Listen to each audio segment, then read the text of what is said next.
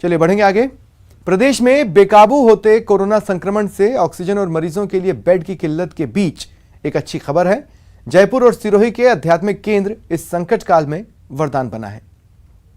संस्थान में 500 बेड के कोविड सेंटर की, जहां 500 बेड के इंतजाम के साथ कोरोना मरीजों का इलाज शुरू कर दिया गया है।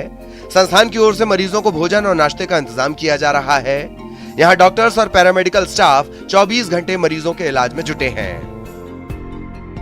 इसके डेप्थ को देख करके हम लोगों ने सोचा, कलेक्टर साहब ने, एसडीएम साहब ने, तहसीलदार अधिकारी लोगों ने रिक्वेस्ट भी किया। हमको इस साल बहुत बड़े प्रमाण में बीमारी का संख्या बढ़ रहा है, डेथ भी ज़्यादा बढ़ रहा है, ऑक्सीजन की ज़रूरत है और भी अन्य सुविधा भी ज़रूरत है। इसके लिए उन्होंने अनुरोध किया। हमारे ईश्वरी विश्वविद्यालय की वरिष्ठ भाई बहनें मिल करके पूरा निर्णय करके उसको दिया है। और मैं समझता हूँ सारी राजस्थान में इतना बड़ा बिल्डिंग अभी तक कोई मिला नहीं होगा। इतनी सुंदर बिल्डिंग, इतनी व्यवस्थित बिल्डिंग, उधर हर कमरे में कम से कम 4 बेड तो ही है और लोग तो 4 के बजाय 3 भी रख सो, 2 भी रखो, जितना उनकी पेशेंट की स्थिति को देख करके उस अनुसार प्रोवाइड किया जाएगा और उनको ऑक्सीजन की प्रोवाइड करना पड़ेगा। ईश्वरी विश्वविद्यालय इन सबको खान पान का भी व्यवस्था कर रहा है। जितने भी बेड होगा, जितने भी हॉस्पिटल की कर्मचारी होगी और पेशेंट होगी, उन सब के लिए ईश्वरी विश्वविद्यालय पूरा खान पान का भी जवाबदारी लिया है। हमारे पास पहले ब्रह्म कुमारी द्वारा दिए हुए 2 बिल्डिंग थी, प्रेम निवास और आत्मदर्शन। उनमें जैसे ही कैपेसिटी फुल अप हुई तो हमने इनसे, ब्रह्म कुमारी संस्थान के जो संचालक हैं, उनसे रिक्वेस्ट की कि हमें पहले वर्ष की भांति ही वापस मानसरोवर की बिल्डिंग दी जाए। उन्होंने हमारी रिक्वेस्ट को स्वीकार किया और हमें वो मानसरोवर की बिल्डिंग दे दी है। वहाँ पर ब्रह्म कुमारी संस्थान है, उन्होंने फ्री ऑफ कॉस्ट खाने की व्यवस्था कर रखी है सभी पेशेंट के लिए। बहुत अच्छी व्यवस्था है। 550 से ज़्यादा बेड है उसमें। ब्रह्म कुमारी संस्थान मानसरोवर में 500 बेड का कोविड सेंटर शुरू। मरीजों के इलाज के लिए 4 डॉक्टर समेत 26 पैरामेडिकल स्टाफ तैनात। संस्थान की ओर से मरीजों के लिए खाने और नाश्ते का इंतजाम। इस कोविड सेंटर का रिकवरी रेट 99.2%। 3000 कोरोना मरीज के बीलवा में राधा स्वामी सत्संग परिसर में कोविड सेंटर बनाने की। इस संस्थान के परिसर में जेडीओ की ओर से शुरुआत में 500 बेड का कोविड सेंटर तैयार किया जा रहा है। ये कोविड सेंटर 26 अप्रैल तक बनकर तैयार हो जाएगा, जहां इलाज के तमाम संसाधन के साथ मरीजों के खाने और नाश्ते का भी इंतजाम होगा। यहां जरूरत पड़ने पर 7000 बेड से ज्यादा का इंतजाम हो सकता है। फर्स्ट फेज में बिलवा में जो राधा स्वामी सत्संग केंद्र है टोंक रोड पे, तो वहाँ का जो सेंटर है तो वो वहाँ करीबन 5000 की कैपेसिटी का सेंटर बन सकता है। और अभी उसमें फर्स्ट पार्ट में 500 बेड्स हम शुरू कर रहे हैं। तो उसके लिए आज वहाँ टेंट का वर्क शुरू हो गया है और कल तक बेड सेटअप करके प्रयास रहेगा कल शाम तक या परसों तक एक फैसिलिटी हम इमीडिएटली स्टार्ट कर दें। इस तरह कोरोना काल में 2 आध्यात्मिक केंद्र वरदान साबित हुए, जिससे कोरोना संक्रमित मरीजों के इलाज के लिए अब बेड की कमी काफी हद तक दूर हो जाएगी। न्यूज़ 18 राजस्थान के लिए जयपुर से लवली वधवा और सिरोही से प्रतीक कुमार की रिपोर्ट।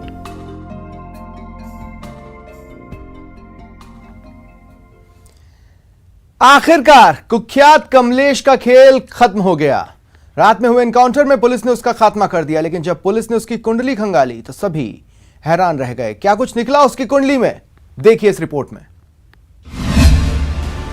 कुख्यात कमलेश का खेल खत्म। एनकाउंटर में मारा गया तस्कर। फिल्मी अंदाज में एनकाउंटर। अब देखिए कमलेश की क्राइम कुंडली।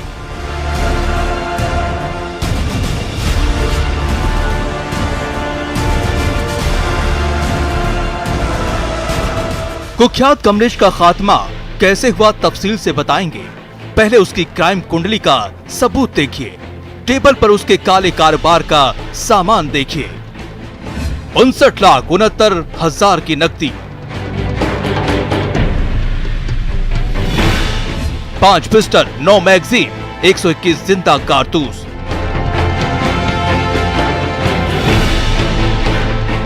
करोड़ों की 11 लग्जरी गाड़ियां,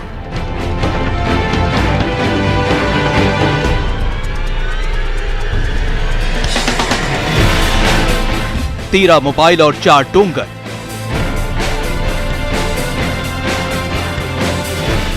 दो किलो 360 ग्राम अफीम का दूध,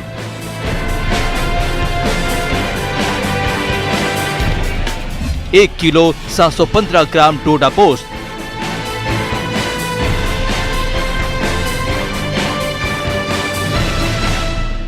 एक क्रिमिनल से ऐसी बरामदगी के बाद पुलिस के होश भी फाख्ता हो गए हैं।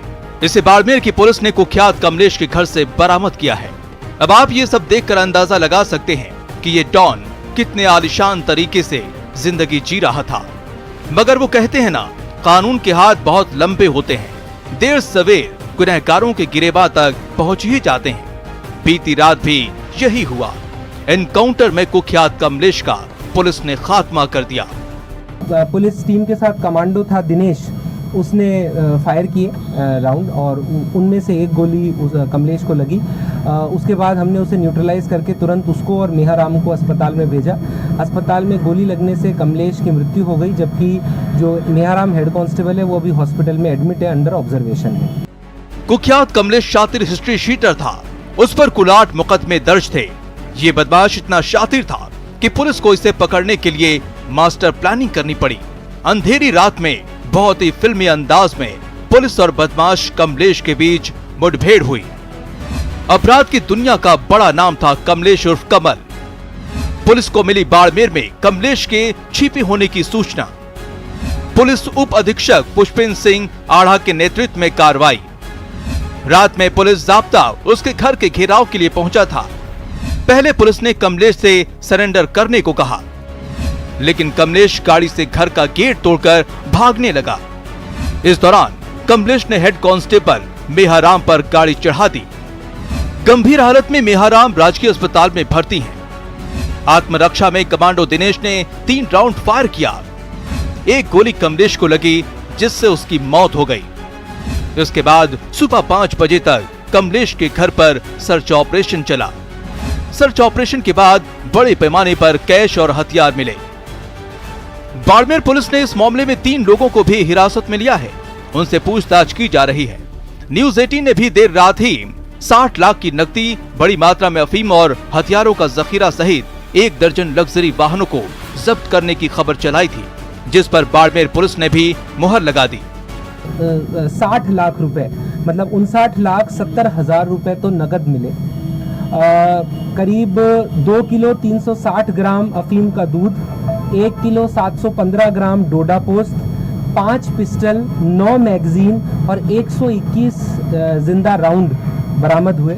उसके अतिरिक्त 13 मोबाइल फोन, 4 डोंगल और 11 लग्जरी गाड़ियां बरामद हुई, जिनमें एक BMW, 1 Fortuner, 2 Innova, 3 Isuzu, 1 Skoda, 1 truck, 2 motorcycle शामिल है। देर से ही सही, लेकिन कुख्यात कमलेश का खात्मा हो गया है। इस एनकाउंटर के बाद बाड़मेर पुलिस ने अपराधियों को सीधा संदेश दिया है कि गुनहगार चाहे कितना भी शातिर क्यों न हो, कानून के शिकंजे से कोई नहीं बच पाएगा। बाड़मेर से न्यूज 18 राजस्थान के लिए प्रेमदान की रिपोर्ट। और कोरोना की तमाम खबरों के बीच खेल के मैदान से आई गुड न्यूज। मरुधरा की बेटी ने देश का नाम रोशन किया है। कोटा की अरुंधति ने पोलैंड में मुक्केबाजी चैंपियनशिप में गोल्ड हासिल किया। कोटा की बेटी का कमाल।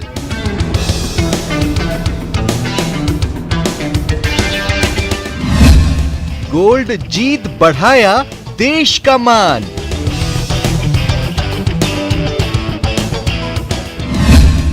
अरुंधति के पंच से हिंदुस्तान चैंपियन।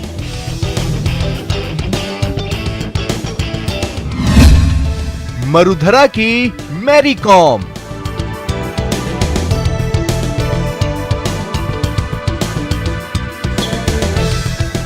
कोटा की बेटी ने कमाल कर दिखाया है।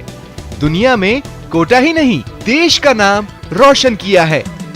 पोलैंड में चल रहे वर्ल्ड बॉक्सिंग प्रतियोगिता में अरुंधति चौधरी ने गोल्ड हासिल किया और इसी के साथ 69 किलोग्राम कैटेगरी में दुनिया की नंबर 1 बॉक्सर भी बन गई हैं।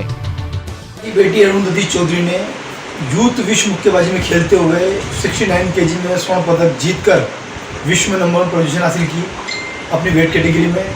इसके लिए अरुंधति ने 4 फाइटें जीती, पहली कोलंबिया से pre quarter final fight Ukraine से और सेमीफाइनल फाइट उज्बेकिस्तान से और फाइनल फाइट पोलैंड से जीती और 5 मैचों में एक तरफा जीत हासिल की। इसके लिए अरुंधति की ये सबसे बड़ी उपलब्धि है आज तक की। और अरुंधति पहले भी कई चैंपियनशिप में स्वर्ण पदक जीत चुके हैं अंतर्राष्ट्रीय लेवल पे और अरुंधति का ये अंतर्राष्ट्रीय स्तर पर 8वां पदक है। अपनी मेहनत के दम पर आज कोटा ही नहीं पूरी दुनिया में अरुंधति की अलग पहचान है। अरुंधति इससे पहले भी इंटरनेशनल स्तर पर कई मेडल जीत चुकी है। 5 बार स्वर्ण पदक, 1 बार कांस्य पदक। यूथ एशियन बॉक्सिंग चैंपियनशिप में 2019 में कांस्य पदक। साल 2017 और 2018 में best boxer of Asia. Junior Khelo India प्रथम 2017, द्वितीय 2018 और तृतीय 2019 में लगातार स्वर्ण पदक।